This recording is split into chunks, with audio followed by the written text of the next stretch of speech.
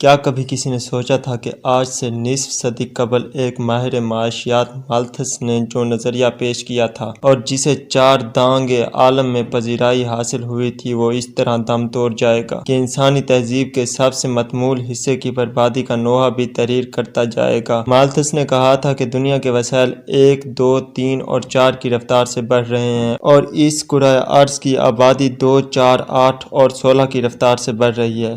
یوں ایک دن ایسا ہوگا کہ دنیا انسانوں سے بھرا ایک ایسا جنگل ہوگی جس میں لوگوں کے پاس کھانے کو کچھ میسر نہ ہوگا اور وہ ایک دوسرے کو کھانے لگیں گے۔ اس معاشی نظریے کو ایسی پذیرائی ہوئی کہ پوری دنیا میں بڑھتی ہوئی آبادی کا خوف مسلط ہو گیا۔ سائنسدان تحقیق میں لگ گئے کہ کس طرح انسانی آبادی کو روکا جائے۔ طرح طرح کی مانع حمل ادویات ایجاد ہوئیں۔ خاندانی منصوبہ بندی کے نام پر یہ نت نئی ایجادات میڈیا کی زینت بنی۔ وہ جو معاشی مجبوری کی وجہ سے کنبہ چھوٹا رکھنا چاہتے تھے انہوں نے تو انہیں کم استعمال کیا، لیکن دنیا بھر میں یہ جنسی لذت، آوارہ منشی اور ناجائز تعلقات کے محفوظ راستوں کا بہترین ذریعہ بنتی گئیں۔ ادھر چھوٹے خاندانوں نے انسانی زندگی میں ایک ایسی خود غرضی اور اپنی زندگی مکمل عیش سے گزارنے کی ایسی رسم ڈالی کہ ترقی یافتہ ممالک میں لوگوں نے عمر بھر درجنوں شادیاں کیں، لیکن اولاد کا جھنجھٹ پالنا گوارا نہ کیا۔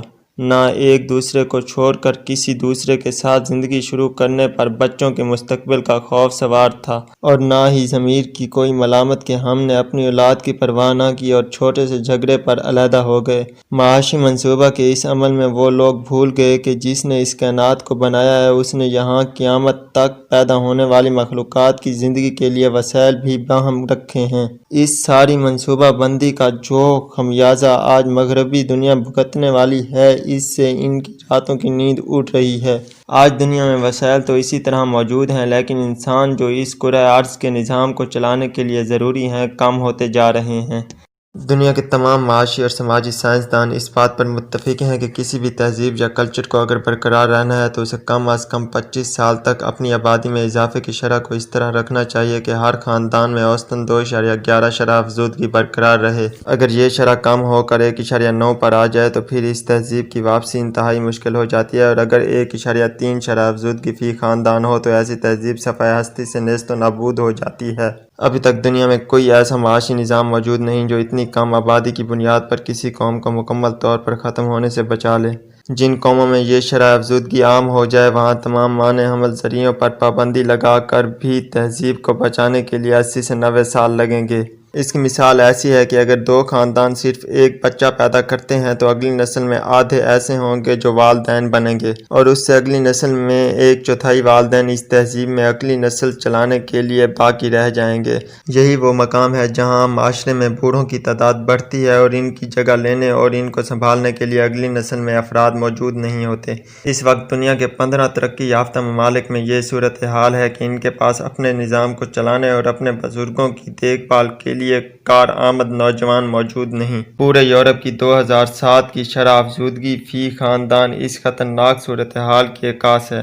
فرانس میں یہ شرح 1.8، انگلینڈ میں 1.6، یونان میں 1.3، جرمنی میں 1.3، اٹلی میں 1.2 اور اسپین میں 1.1 ہے۔ یورپی یونین کے 31 ممالک میں کل شرح افزودگی 1.38 ہے، یعنی آبادی کی رفتار کی ایک ایسی شرح جس میں کسی تہذیب کا نیست و نابود ہو جانا یقینی ہو جاتا ہے۔ اس وقت مغرب کے تمام ممالک میں معاشی اور سماجی مفکرین یہ پیشن گوئیاں کرتے پھرتے ہیں کہ یہ صرف چند سالوں کی بات ہے کہ ہم جس یورپ کو آج اس طرح دیکھتے ہیں وہ چند سال بعد نظر نہ آئے گا۔ لیکن یورپ کی آبادی کم نہیں ہو رہی، اس کی وجہ کیا ہے؟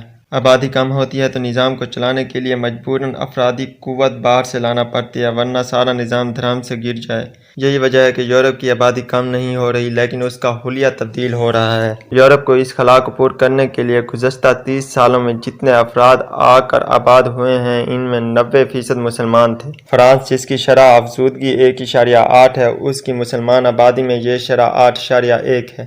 اس کے 20 سال سے کم عمر بچوں میں 30% مسلمان ہیں، جبکہ بڑے شہروں پیرس، مارسیلز اور وینس میں یہ شرح 45% ہے۔ جنوبی فرانس جو کبھی کیتھولک عیسائیت کا مرکز تھا وہاں آج مساجد کی تعداد گرجوں سے زیادہ ہے۔ یوں 2027 تک ہر 5 میں سے 1 فرانسیسی مسلمان ہوگا اور وہ بھی نوجوان، اور پرانے فرانسیسی افراد کے اس دنیا سے چلے جانے اور اپنے پیچھے وارث نہ چھوڑنے کی اگر یہی رفتار رہی تو صرف 35 سال بعد فرانس ایک مسلم ملک ہوگا۔ گزشتہ 30 سالوں میں انگلینڈ میں مسلمانوں کی آبادی 82,000 سے بڑھ کر 25 لاکھ ہو چکی ہے، یعنی 30 گنا زیادہ۔ پورے برطانیہ میں 1,000 مساجد ہیں جو کبھی گرجے ہوتے تھے۔ ان مسلمانوں کی یورپ میں آمد کے بعد ایک اور انقلاب برپا ہوا ہے۔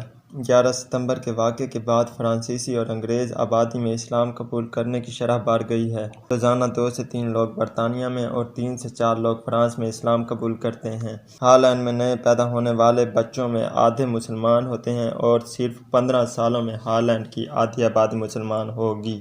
روس میں 2 کروڑ 30 لاکھ مسلمان ہیں، یعنی ہر 5 میں سے 1 مسلمان، اور جوانوں کی شرح ان میں زیادہ ہے، اس لیے روس کی فوج میں 40% مسلمان ہیں۔ وہ فوج جو کبھی آرتھوڈاکس چرچ کی نمائندہ فوج تھی اب مسلم فوج بنتی جا رہی ہے۔ بیلجیم میں 25% آبادی مسلمان ہے اور نئے پیدا ہونے والے بچوں میں 30% مسلمان ہوتے ہیں۔ بیلجیم کی حکومت نے کہا ہے کہ صرف 17 سال تک ہر تیسرا پیدا ہونے والا یورپی بچہ مسلمان ہوگا، صرف ایک ہی ملک میں نہیں بلکہ پورے 31 ممالک میں۔ جرمنی کی حکومت نے 2007 میں پہلی دفعہ اپنی مردم شماری پر خدشات کا اظہار کرتے ہوئے کہا کہ ہماری آبادی میں رفتار کی کمی کو روکنا ناممکن ہو گیا ہے اور 2050 میں جرمنی ایک اسلامی ملک ہوگا۔ جرمن حکومت کے مطابق اس وقت یورپ میں 5 کروڑ 20 لاکھ مسلمان ہیں اور صرف 20 سال میں یہ تعداد 10 کروڑ 40 لاکھ ہو جائے گی۔ امریکہ میں 1970 میں صرف 1 لاکھ مسلمان تھے جبکہ اب ان کی تعداد 1 کروڑ ہے۔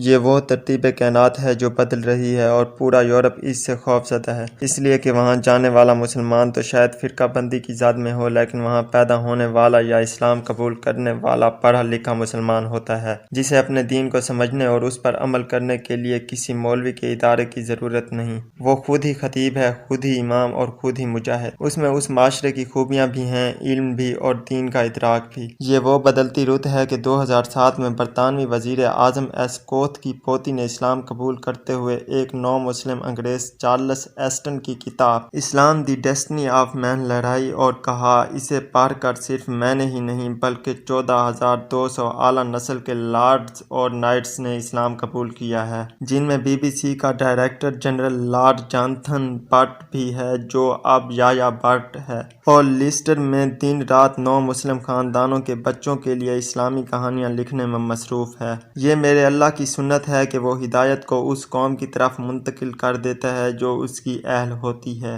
ہم جو آج مغرب کی مرعوبیت میں حقوق نسواں کی جنگ سے ہی نہیں نکل پاتے، اس مغرب میں اسلام قبول کرنے والوں میں اکثریت عورتوں کی ہے، اور وہ پہلے دن حجاب سے اس کا آغاز کرتی ہیں۔ آج سے 50 سال پہلے مسلم آبادی کو کنٹرول کرنے کے لیے جان ہاپکنس اسکول میں منصوبہ بندی کا عالمی پروگرام شروع کرنے والے سوچتے تو ہوں گے کہ یقیناً اس کائنات کا کوئی خالق ہے، منصوبہ ساز ہے، منتظم ہے، جو ان کے منصوبے ان کے منہ پر الٹ دیتا ہے۔ جزاک اللہ۔ اللہ حافظ۔